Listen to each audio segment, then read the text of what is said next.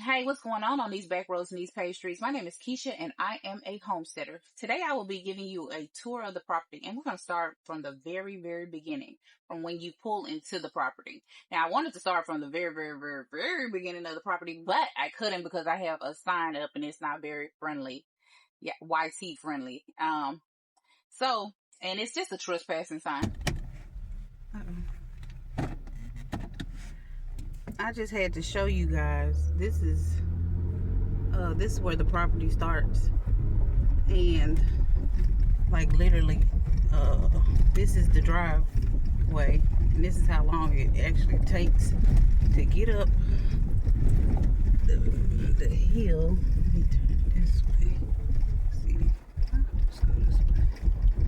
I should have cleaned off my window, but yeah.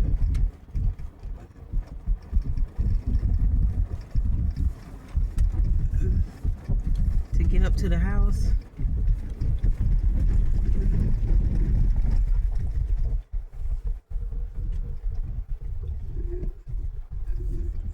and then let me take you on the opposite side so you can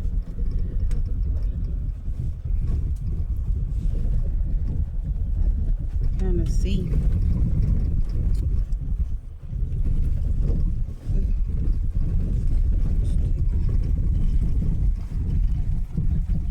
Yep, still on the drive.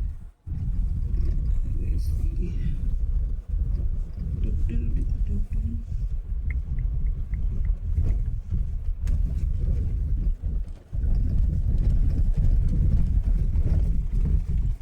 And I am finally home. I moved out of a 4-bedroom, 2.5 bath to come live in a mobile home. When I first got into the mobile home, you guys, this place did not even have a door on it. Like, it literally didn't have a door, front or back. And let's be honest, it still don't have a door on the back, but we ain't gonna talk about that. I will be getting one soon. The roof didn't have any shingles on it. It was a metal roof. Every time it rained, it was so loud.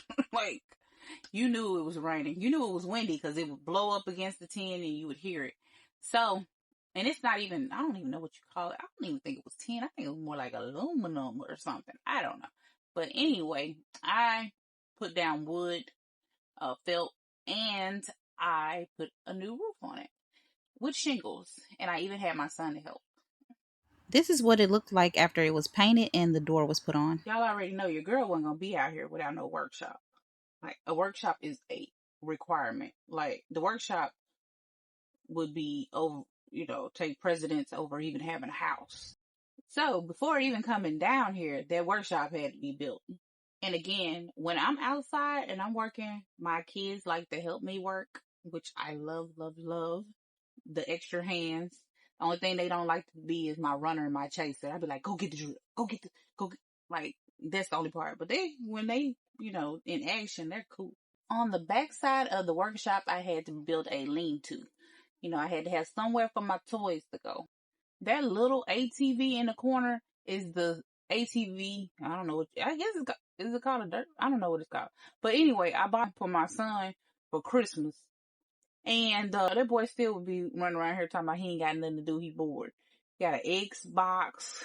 What is that other game? The little hand one. Got one of them little hand games. He had a basketball goal. You got a whole ATV you can go jump on. It was just like when we was kids, we made our own fun. We did not have to have nothing. Literally, we gonna find something outside to do with our lives. We'll sit there and make mud pies. We would skip rocks. Or either we would take some chalk and write on the ground. The hopscotch. We had jump. We had fun when we were kids. These kids don't know how to have no fun. There is absolutely nothing that is completed around here because I still need to paint the lean-to. On the side of the shed, I built a chicken coop.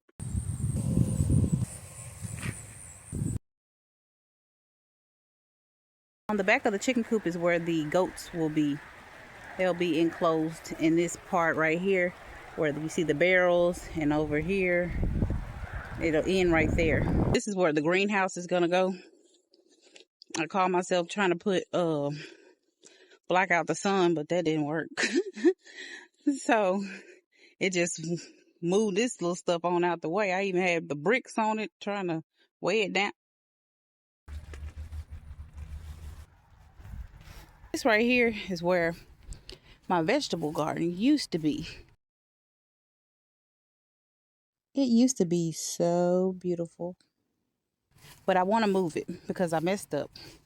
I put it right here, but I wasn't thinking when I put it right here. And let me tell you why. Where the garbage can is, this is where I come in and drive through here. And I normally unload the stuff, you know, so if I have a trailer, well, it's kind of tight trying to back it up right here. And I didn't think about that when I placed this right here. So now I'm going to have to get this up. I kind of let it overgrow because I was planning on taking it up anyway. So I'm going to have to move this. Now I got to figure out where my garden is going to go. There is 40 feet between the house and the shed. And I was thinking about in certain places I would also put crops. Like for instance over here. Let me walk over here.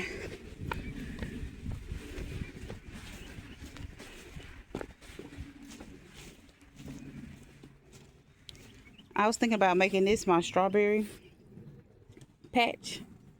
So I'm gonna have to basically just, you know, till this part right here up. And then after I till that up, put some liner down. And then on the edges I would put tin around it. And then just leave these bricks up there. And to keep the patch in. And then let me take you to where I want to put. Over here I was thinking about putting a planter box right there. And then another one right there.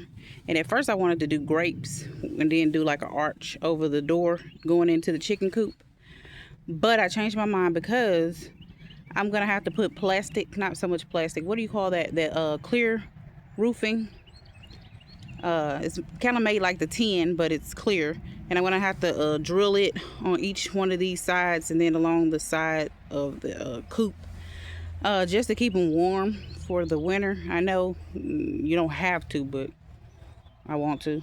So anyway, yeah, let me know. They're gonna be like maybe a 2x2 box. I mean, how long is this? 2.5. I might do 2.5. You know, just to make it look uniformal on each side. And just let me know what y'all think I should put there. It can't be anything viney that's gonna grow up. And then on this end right here, along here, I plan on taking some mesh, the same metal, and tacking it to this board and then running it on the ground and then putting pavers so the animals can't dig under there. I got that idea from your boy Cropper.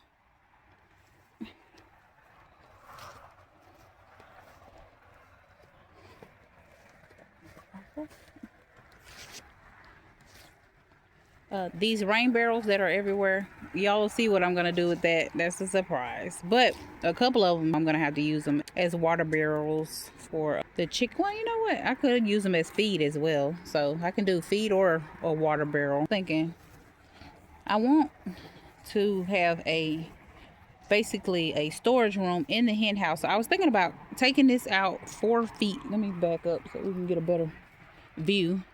I was thinking about taking this out 4 feet, and then that way I can store their food in there. And then I can walk through this door right here and then go into the hen house, you know. So like I said, it'll be storage, and this is the 4-foot span of it. I put a board down just so I could get a visualization.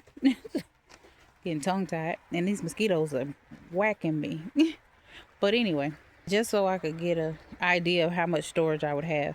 So yeah, I could put feed along here and then along this side too, and then the middle, you know, I have to keep it open so I can walk through to get access to hens. Whatnot. It was starting to rain real bad, y'all.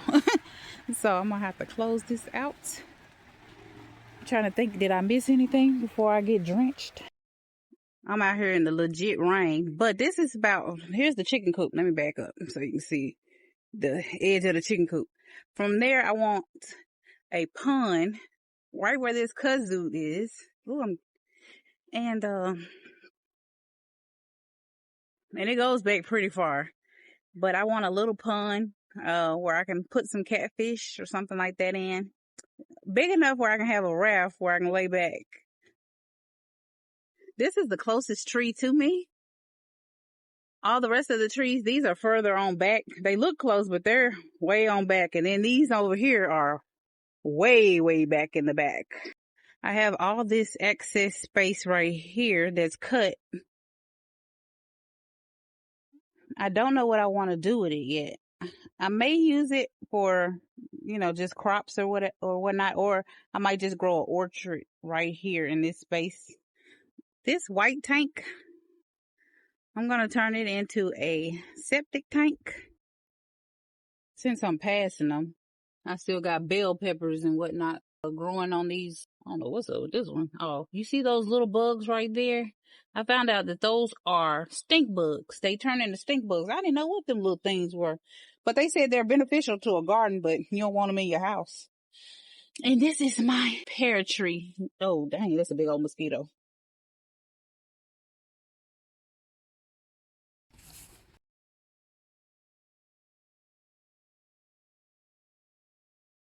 We are about to go on a little field trip. Going to go see the most amazing thing on the property. This thing that I'm going to show you, it packs a big punch. I'm telling you, it packs a very large punch. And I'm just curious, just out of curiosity, there is a large open space right here. I do not know what to do with this space. If it was you, what would you put in this area right here? Just curious to know.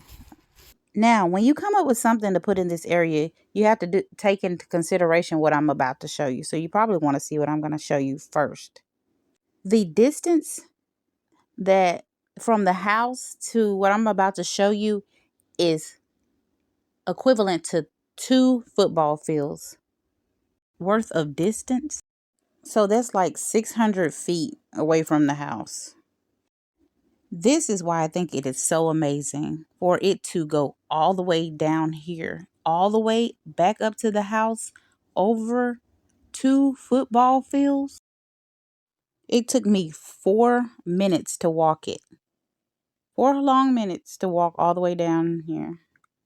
I'm going to tell you how lazy I am. I started to get the lawnmower and drive all the way down here. That's how lazy I am. I'm pretty sure you have guessed by now where I am taking you. I know you guessed it by now. You have to know exactly where I'm going right now. Especially if you're in a rural area, especially if you live out in the country, especially if you are nowhere near public water. If your guess was the well, then you are absolutely right. And this is where the actual well is. I know I need to come in over here and weed eat this. This gets neglected. But anyway, this is the actual well. It's 100 feet underground. So when they dug, they had to dig 100 feet under the earth in order to put this well right here. The well, this is what pulls the water up out of the ground. So this right here is a well pump.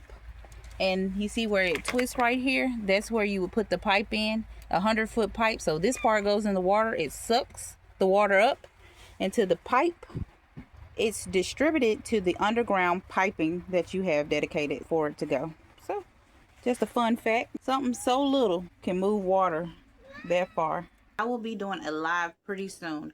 And another thing is, I hope you guys truly, truly enjoyed the tour. And I don't mean to be rude, but you already know. Your girl is going to have to trespass you. You have overstayed your welcome. And I'm going to need y'all to get up off my land. Bye.